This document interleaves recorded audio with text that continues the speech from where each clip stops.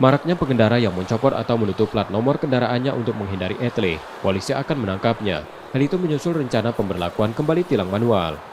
Dirlantas Polda Sumsel Kombes Pratama Adya Sastra menegaskan, tindakan pengendara yang melanggar aturan diindikasi adanya pemalsuan atau penghilangan identitas asli kendaraan.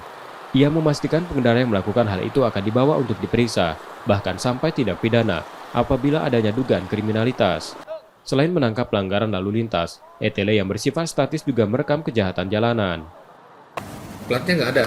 Satu saat akan tertangkap dengan patroli petugas. Kalau sampai tertangkap, saya akan proses. Satu, terjadi indikasi untuk memalsukan, untuk menghilangkan identitas.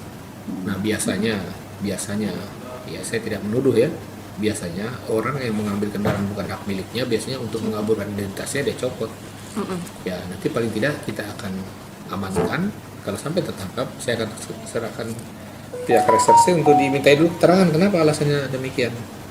Nah, kita kan nggak bisa juga mengatakan apakah itu dia menghindar tilang itu atau tidak, itu kan asumsi kita. Ya, tapi kalau asumsi kami sebagai petugas ya mungkin ada sesuatu yang ditutupi dengan satu perbuatan, kenapa digunakan demikian. Saya menghimbau untuk itu tidak dilakukan.